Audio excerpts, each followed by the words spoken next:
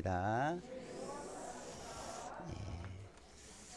이제 한 해도 이제 얼마 남지 않았는데 우리가 한 해를 좀 돌아보면서 하나님이 주신 은혜들을 함께 돌아보는 또 말씀을 통해서 우리가 그 은혜들을 어떻게 돌아봐야 하는지 말씀을 통해서 함께 은혜를 나누겠습니다.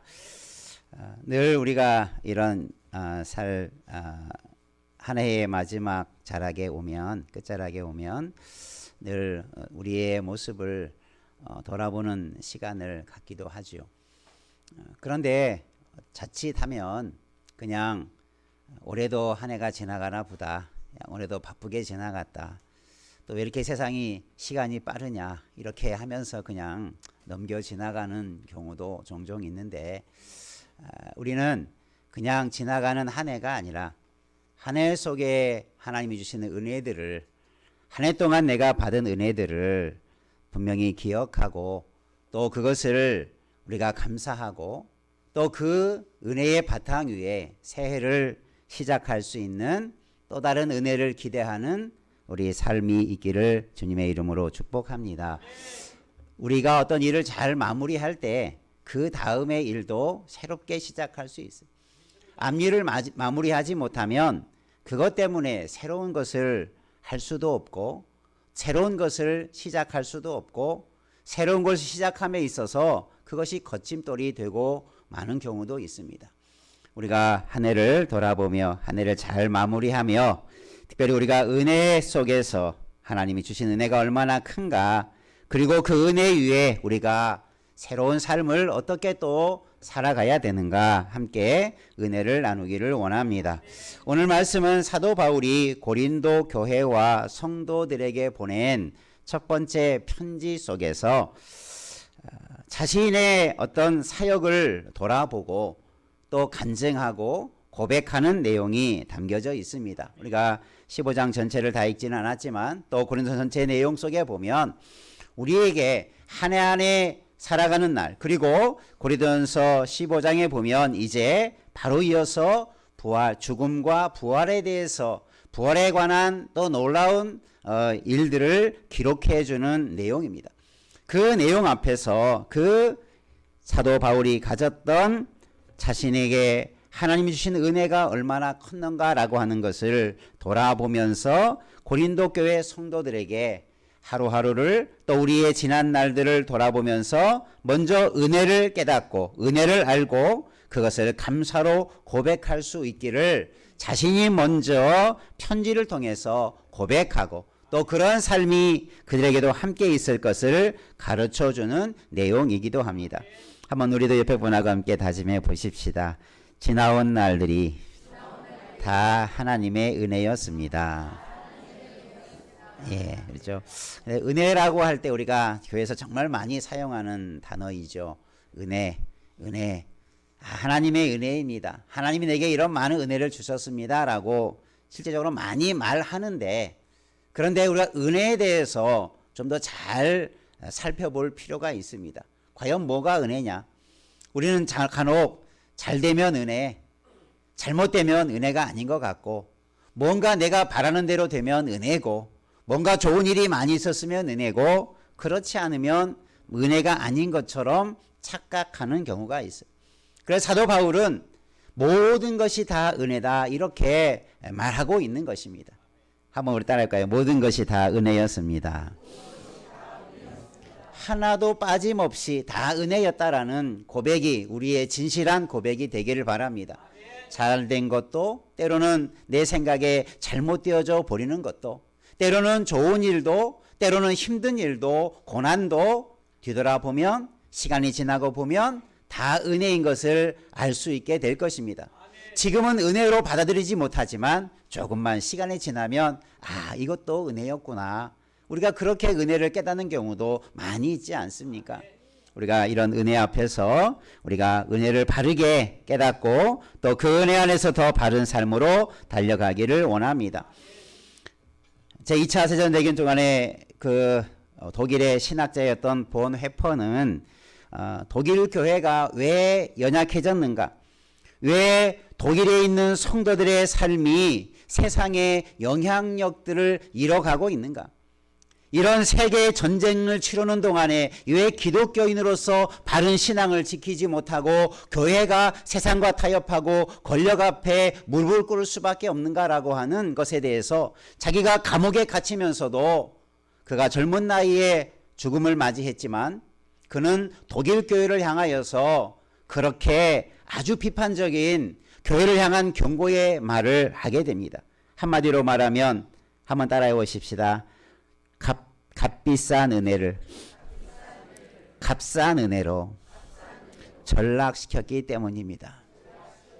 하나님의 은혜가 너무나 크고 귀한데 그것을 아주 형편없이 가치 없이 없는 은혜로 전락시켜 버려서 스스로 연약해지고 교회가 그런 것에 만연되어져서 교회가 세상의 영향력을 상실해 가고 있다.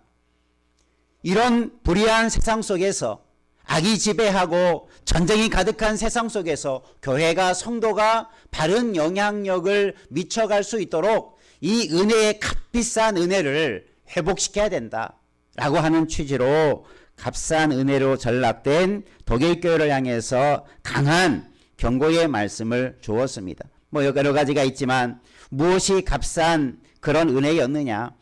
우리가 구원의 은혜, 예수님의 은혜, 하나님의 은혜를 생각해 볼 때 참된 신앙의 고백이 없는 외식적인 의식적인 것에만 집중하는 교회를 보고 값싼 은혜로 전락시켜 버렸다.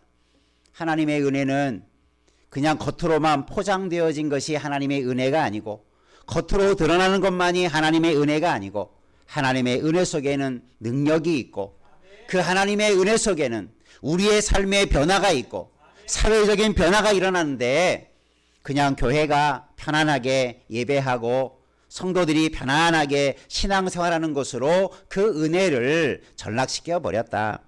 또 여러 가지가 있지만 때로는 십자가가 없는 은혜를 강조한다. 은혜 받았다고 하는데 실상은 십자가의 은혜를 상실한 고난이 없는 은혜만을 추구하는 고난은 은혜가 아니라고 생각하는 그런 값싼 은혜로 전락시키고 말았다. 성찬에 참여할 때도 외식적인 성찬, 희생이 없는 주님을 따르는 제자도 주님을 따르는 희생 없이 제자의 길을 가노라고 저들이 말하는 그런 삶이 다 값싼 은혜에 불과하다.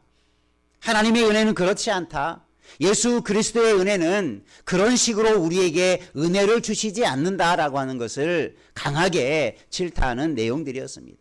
혹시 우리가 은혜라고 하면서 내가 나 된 것이 우리가 그동안 지내온 것이 다 은혜라고 하면서 그렇게 말하면서 우리도 실상은 그 값싼 은혜에 도취되어 있고 있지 않은지 그냥 그런 것에만 우리는 은혜라고 말하고 우리의 삶을 또 한 번 건너뛰고 한 해를 또 그렇게 지나가고 한 해 하나님이 주신 은혜를 값싼 은혜로 만족하고 넘어가고 있지는 않은지 돌아보며 우리 안에 참된 은혜의 가치가 회복되어지는 은혜가 있기를 주님의 이름으로 축원합니다. 그럴 때 우리의 삶은 회복될 것입니다. 우리 성도들의 영향력은 우리가 서 있는 곳곳마다 드러날 것입니다. 그런 성도들이 모인 교회가 가득하다면 한국의 교회들을 통해서 한국의 사회가 세계 사회가 그리스도의 은혜로 말미암아 분명히 변화되게 될 줄로 믿습니다. 우리가 뭐 나라의 여러 일들을 여러분 지금 경험해 가고 있는데 그죠? 우리 그리스도인의 책임, 우리 교회의 책임이 과연 이 사회 속에 이렇게 되어지는 과정 속에 과연 없었을까? 한때 국회의원 선거를 하고 나면 항상 기독교계에서 이렇게 표본을 뽑아내는 것 중에 하나가 뭐냐면 국회의원이 탄성이 됐는데 우리나라 뭐 300석입니까? 그 중에 기독교인이 몇 명이냐? 기독교의 장로, 집사, 성도들이 국회의원 등에 참 많다. 그래서 때로는 지역마다 그런 자들을 믿는 국회의원들을 또 그 지도자들을 모시고 뭐 예배도 드리고 감사 예배도 드리고 뭐 당선 예배도 드리는 일이 얼마나 많았습니까? 물론 예수 믿는 사람이 어떤 영향력 있는 자리에 오른다는 것은 중요한 기회요, 중요한 일이고 감사할 일일 수 있는데 그 값싼 은혜로 전락시켜서는 안 된다는 거죠. 지금의 우리나라 이 사태 속에 그러면 과연 그 많은 그리스도인의 국회의원들이 과연 제대로 역할을 했을까? 국회의원의 문제만이 아니라 이 시대에 한때는 4분의 1이 20% 이상이 기독교인이라고 했는데 그 기독교인들이 받은 은혜를 가지고 세상에서 얼마나 은혜를 베풀고 영향력을 베풀며 살아왔는가 돌아보면 우리가 회개할 일이죠. 그 큰 은혜를 받았음에도 그것을 제대로 영향력을 미쳐가지 못했다면 우리의 잘못된 거죠. 우리가 이 사회 속에서 정말 영향력 있는 그리스도인, 영향력 있는 교회가 서가도록 여러분 우리 자신부터 은혜 안에서 바르게 서가는 열매가 있기를 주님의 이름으로 축원합니다. 그래서 우리는 이 귀한 은혜, 예수님께서 피로 값주고 사신 구원의 은혜뿐만 아니라 그런 바탕으로 우리에게 주어지는 그 크신 은혜들을 우리가 받았다고 고백하는데 우리는 그 어떤 모습으로 그러면 살아야 되는가? 오늘 사도 바울도 내가 다 된 것이 주의 은혜라라고 고백하는 것처럼 정말 우리가 이런 그 은혜 앞에서 이 값비싸고 귀한 은혜 속에서 우리는 내 자신을 돌아보고 또 그런 마음과 그런 자세를 가지고 우리가 은혜 가운데 살아가고 은혜의 열매를 맺는 우리 모두 되기를 주님의 이름으로 축복합니다. 오늘 말씀에서 사도 바울은 그 큰 은혜, 자기가 받은 은혜 앞에서 자신의 모습을 그렇게 돌아봅니다. 한번 따라합시다. 첫 번째, 은혜 앞에서 작은 자. 사도 바울은 자기가 사도 중에 지극히 작은 자라고 이렇게 표현합니다. 지극히 작다라는 것은 가장 작다, 최상의 가장 작은 상태를 그렇게 표현한 말입니다. 사도 바울이 과연 제자들 중에서 가장 작은 자였을까? 돌아보면 이 말 그대로 보면 그 말이 맞지 않을 수도 있어요. 왜냐하면 사도 바울은 물론 가장 늦게 사도로 칭함을 받은 마지막 사도였어요. 왜냐하면 예수님이 살아계실 때 사도들은 다 부름을 받았고 그리고 나중에 가룟 유다가 떨어진 자리에 마띠아를 마지막 사도로 선출해 주었지만 사도 바울은 예수님이 직접 부른 사도도 아니었죠. 예수님을 만나서 예수님이 부활하신 이후에 이 핍박하러 가는 사울을 만나서 예수님을 만나게 되는 놀라운 경험을, 다메섹 경험을 통해서 사도 바울은 직접적인 예수님의 이방인의 사도로 사역을 하도록 부름을 받았다라고 하는 것을 확신하게 되죠. 교회가 나중에 그것을 인정하고 이 사울을 이제 이방의 선교의 선교사처럼 파송하게 되어지는 일들도 일어나게 되죠. 그리고 사도 바울은 그 후로 늘 수많은 지역을 순회하면서 복음을 전하고 교회가 세워져 가고 그곳에 하나님의 말씀의 진리를 세우는 일에 마지막까지 헌신했던, 그리고 성경의 기록을 보더라도 바울 서신이라고 하는 서신이 13권이나 기록했어요. 가장 많은 분량과 가장 많은 내용들을 기록한 사도가 바울이에요. 그런데 사도 바울은 다른 사도들에 비해서 나는 가장 작은 자다 이렇게 말하는 이유가 뭐겠습니까? 그것은 내가 얼마나 많은 과업을 이루었는가, 내가 얼마나 많은 성공적인 일을 했는가, 얼마나 많은 사람을 전도하고 얼마나 많은 교회를 개척하고 얼마나 많은 성도들이 잘 자라갔는가, 내가 얼마나 많은 제자들을 세웠는가, 거기에 집중하지 않아요.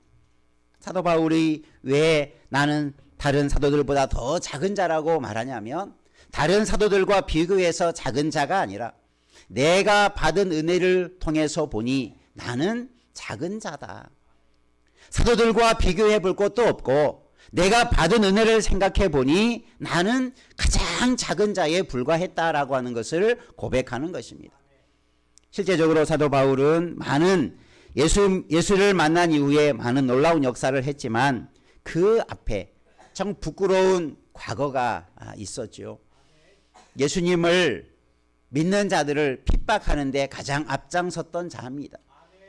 스데반이라고 하는 집사가 교회에 능력 있고 지혜 있고 성령 충만한 사람이 설교를 하고 말씀을 선포할 때 그를 돌로 치려 죽일 때 가편에 서서 그것은 마땅하다라고 인정하고 이 스데반 집사를 죽이는 편에 섰던 사람이었어요. 그리고 예수님을 만나기 직전에 다메섹에서 예수 믿는 사람을 붙잡아 가려고 그렇게 가는 중에 예수를 만나게 되었는데, 예수를 만나기 이전에 바울의 삶은 철저하게 예수를 핍박하는 편에 서 있었어요. 그런 과오를 되돌아보고 그런 자기에게 이런 귀한 사도라고 하는, 그리고 귀한 복음을 전하는 일들을 맡겨주었으니 얼마나 그 은혜가 크고 감사한가를 깨닫게 된 것입니다. 그래서 스스로 말합니다. 나는 이 은혜 앞에서, 나는 예수님 앞에서 가장 작은 자다. 사도들보다도 더 작을 뿐 아니라 나는 주님 앞에, 은혜 앞에서 볼 때 나는 이 가장 작은 자에 불과하다. 그래서 내가 이런 일을 할 수 있었던 것은 내 능력과 내 지혜와 내 경험이 아니라 다 뭐였다? 하나님의 은혜였다. 이렇게 고백할 수 있는 것입니다. 우리가 값싼 은혜로 전락하지 않기 위해서는 내가 받은 은혜가 얼마나 큰가를 늘 되새길 때 우리가 우리 자신의 모습 속에서 은혜가 더 커져 보일 줄 믿으시기를 바랍니다. 그렇지 않으면 내가 뭔가를 했구나. 내가 2024년도에도 내가 이렇게 많은 일을 했고 내가 직분을 통해서 하나님의 일들을 이렇게 잘 했구나. 그러면 그만큼 은혜의 가치가 전락되는 거예요. 내가 그 은혜의 영광을 가로채는 거예요. 하나님의 은혜의 그 소중함을 내가 가로채는 도둑과 같은 자에 불과할 것입니다. 우리 모두가 진심으로 내게 베풀어 주신 은혜의 그 무한하신 가치 앞에, 그 크신 은혜 앞에 우리가 감사할 줄 아는 은혜 앞에서 우리는 작은 자에 불과하다는 고백이 우리 스스로에서 넘쳐나기를 주님의 이름으로 축원합니다. 사도 바울은 그런 표현을 많이 하죠. 나는 지극히 가장 작은 자다. 그리고 나는 만삭되지 못하여 난 사람이다. 우리가 칠삭동이 팔삭동이 이런 말이 있지 않습니까? 제대로 10달을 채워서 나오지 못한, 그러면 그 아이는 때로는 불완전한 존재로 우리가 쉽게 이해할 수 있죠. 사도 바울은 자신이 사도가 된 것이 만삭되지 못해서 난 사람과 같이 지극히 불안하고 연약하고 지극히 나는 작은 자에 불과하다라는 것을 또 그렇게 표현해 주고 있고, 또 다른 서신서에서 보면 자기 자신의 모습을 돌아보면서 내가 자랑할 만한 많은 것이 있었을지라도 그것을 배설물처럼 여기고 나는 죄인 중에 괴수라, 죄인들 중에 우두머리라, 이렇게 말할 정도로 자기 자신의 부족함과 연약함을 철저하게 고백을 하면서 사역을 감당했던 것을 봐요. 이것은 사도 바울의 마음이 어떠했는가를 잘 보여주는 거죠. 은혜 앞에서는 나는 아무것도 아니다. 은혜 앞에 서면 나는 죄인에 불과하고, 은혜 앞에 서면 나의 모든 자랑할 만한 것은 배설물처럼 더럽고 무가치한 것에 불과하다라고 하는 것이 스스로 드러나게 되는 거죠. 여러분, 은혜가 은혜되기 위해서 우리의 마음을, 우리의 생각을 낮춰가기를 주의 이름으로 축원합니다. 그러면 아무리 작은 은혜처럼 보여도 그게 너무나 크게 보이는 거예요. 아무리 작은 것처럼 보여도 그게 감당할 수 없는 은혜로 내게 다가오고 느껴지는 거예요. 내가 자꾸 높아지니까 은혜가 작아지게 보이는 거예요. 자꾸 은혜를 값싼 것으로 전락시켜 버리는 거예요. 오늘 우리가 은혜가 우리 안에 얼마나 큰가, 그러면 그 은혜가 우리의 삶 속에 얼마나 큰 영향력으로 나타나게 되는가가 더 증거되게 될 줄로 믿습니다. 우리 옆에 분 하고 한번 합시다. 은혜 앞에서 우리는 지극히 작은 자가 되어야 합니다. 그죠? 우리의 마음속에 털끝만큼도 내 자랑, 내가 이만큼 그래도 이 은혜 앞에 내가 조금 이만큼 했는데, 내가 이만큼 기여를 했는데, 그런 마음이 은혜를 값싼 은혜로 전락시킨다라는 것을 꼭 기억하시고, 모든 것이 다 주의 은혜요. 나는 아무것도 아니었다. 내가 한 것은 아무것도 아니다. 내 힘과 내 능력은 아무것도 아니다. 이런 은혜 앞에서 작은 자로 고백을 가지고 주님의 은혜를 더 감사하는 자 되기를 주님의 이름으로 축원합니다. 사도 바울은 그렇게 자기 자신이 얼마나 부족한가를 스스로 고백하면서 그래서 하나님의 은혜가 내게 필요했고 그래서 하나님이 주신 은혜가 우리에게 너무나 컸고 그래서 내게 받은 은혜가 너무나 많다라는 것이 더 선명하게 드러나는 거예요. 여러분도 한번 내가 받은 은혜가 지나온 한 해의 삶의 은혜라고 고백할 수 있었다면 과연 무엇이 은혜였는가를 한번 기록해 보십시오. 무엇이 은혜였고 감사였는가 한번 생각해 보십시오.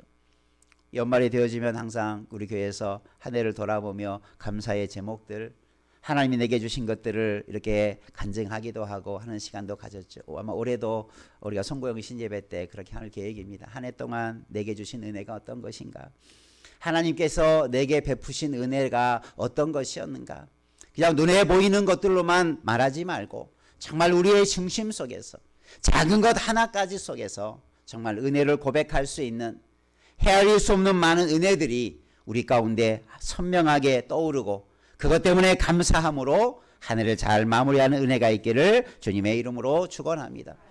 그렇게 하나하나 따져보면 1년 365일 하루에 한 가지만 해더라도 365가지고 하나님의 은혜가 하루에 한 가지씩만 임하겠습니까? 우리가 셀 수 없는 수천 가지 수만 가지의 은혜를 우리는 이미 한 해 동안 받고 지내온 줄로 믿습니다. 그런데 우리는 그것을 기억지 못해요. 그 순간 이게 은혜인지도 모르고 지나온 것들도 많아요. 그 수많은 은혜들을 우리는 잊어버리고 망각하고 그 가치를 알지 못하고 그저 내가 바쁘게 인생 살아오는 것에 한 해를 몰두해 버렸다면 우리는 은혜를 잊고 살았던 존재죠. 뭐 연말에 가서 다 은혜였다고 해서 은혜가 회복되는 게 아니죠. 말만 은혜다라고 해서 내가 정말 은혜 가운데 살아가는 것이 아닙니다. 다시 한번 우리가 참된 은혜의 삶이 회복될 수 있도록 우리의 마음을 낮추고 하나님의 은혜를 정말 크고 위대한 것들로 작은 것 하나 속에서 바라볼 줄 안다면 더 풍성한 은혜의 삶이 우리 가운데 더 열매 맺어가게 될 줄로 믿습니다. 은혜를 알고 그래서 우리가 얼마나 작은 자인지 얼마나 우리의 마음이 높아졌는지를 다시 한번 깨닫고 우리의 마음을 더 낮추고 지극히 작은 자로 지극히 작은 마음을 가지고 우리가 주님 앞에 서는 은혜의 사람 되기를 주님의 이름으로 축원합니다. 두 번째 한번 따라합시다. 은혜 앞에서 자격 없는 자. 사도 바울은 그렇게 말합니다. 내가 사도보다 더 많이 수고했지만 내가 한 것이 아니다. 그러면서 뭐라고 말하냐면 내게 주신 은혜로 된 것이다 라고 말하면서 내가 더 많이 수고했지만 내가 한 것이 아니다. 이것이 나와 함께 하신 하나님의 은혜다 라고 말을 합니다. 우리가 어떤 일을 할 때 그 일을 할 수 있는 자격을 가진 사람이 있죠. 뭐 국가적으로는 자격증을 부여하기도 하고 또 어떤 지위나 어떤 일을 맡을 사람이 과연 자격이 있는가라고 했을 때 여러 가지 그런 조건이나 능력을 이렇게 구하는 경우가 있죠. 아, 이 사람은 이 일을 맡을 만한 그런 자격이 있고 그런 능력이 있다. 그래서 그런 사람은 자격이 있다 이렇게 말합니다. 그런데 자격이 없다라는 말을 사도 바울은 어떻게 말하면 나는 한번 따라서 사도라 칭함받기를 감당하지 못할 자. 사도 바울은 자신이 사도라고 칭하는 것을 나는 감당하지 못한다. 이 말을 다른 말로 영어적인 번역서를 보니까 이것을 뭐냐면 나는 사도라는 이름으로 불릴 만한 자격이 없는 사람이다. 이렇게 번역해 놓은 성경이 있습니다. 그러니까 이 말이 뭐냐면 나는 사도라는 너무나 소중하고 큰 은혜의 사역을 받았지만 내가 돌아보니 당연한 게 아니고 이게 내가 그 자격이 없는 사람이었다. 나는 그것을 감당할 만한 자격이 준비되지 못한 사람이었다라고 그렇게 고백하면서 그것은 뭘 어떤 걸 의미합니까? 그냥 자격이 없으니까 잘못됐다 이 말이 아니죠. 내가 그런 나에게 주께서 자격 없는 나에게 사도라고 하는 너무나 위대하고 큰 직분을 맡겨주셨다. 지금 그것을 우회적으로 표현해 준 말이 나는 자격이 없는 사람이었다라는 표현 속에 드러나 있죠. 여러분 우리가 주의 일을 아무리 많이 하고 아무리 직분을 잘 감당해도 우리가 주의 은혜 앞에 서 보면 아 나는 이런 귀하고 아름다운 일을 할 자격이 없는 사람이었는데 주님이 나를 붙들어 세우시고 나를 붙들어서 사람 만들어서 그 자격을 갖추도록 이끌어 주어서 이런 일을 주께서 하셨구나. 그 고백인 것이죠. 우리도 내 자신의 모습을 은혜 앞에서 비춰보면 내가 아무것도 아님을 알아야 할 것입니다. 사도 바울은 그렇게 또 표현하죠. 내가 모든 사도보다 더 많이 수고했다. 이건 자기 자랑이 아니에요. 제가 얼마 전에 어느 목사님을 만났는데 그분은 그 목회를 좀 늦게 시작하셨다고 하면서 내가 부르심 앞에 내가 하나님의 부르심 앞에 늦게 그 소명에 따르지 못한 거에 대해서 지금 와 보니까 너무나 아쉽다. 내가 일찍 이 주의 귀한 사역을 감당하는 자리에 목회자로서의 사명에 헌신했다라면 얼마나 좋았을까. 그러면서 그런 얘기를 하더라고요. 내가 그만큼 더 내가 늦게 시작한 만큼 더 열심히 하라는 하나님의 은혜를 깨닫습니다. 그런 이야기를 하시더라고요. 여러분 일찍 되고 늦게 되는 게 문제가 아니라 얼마나 바르게 얼마나 내가 주님의 받은 은혜를 붙들고 직분을 감당하는가가 중요한 일인 줄 믿으시기를 바랍니다. 그래서 사도 바울은 모든 사도들보다 더 열심히 한 이유가 뭐겠습니까?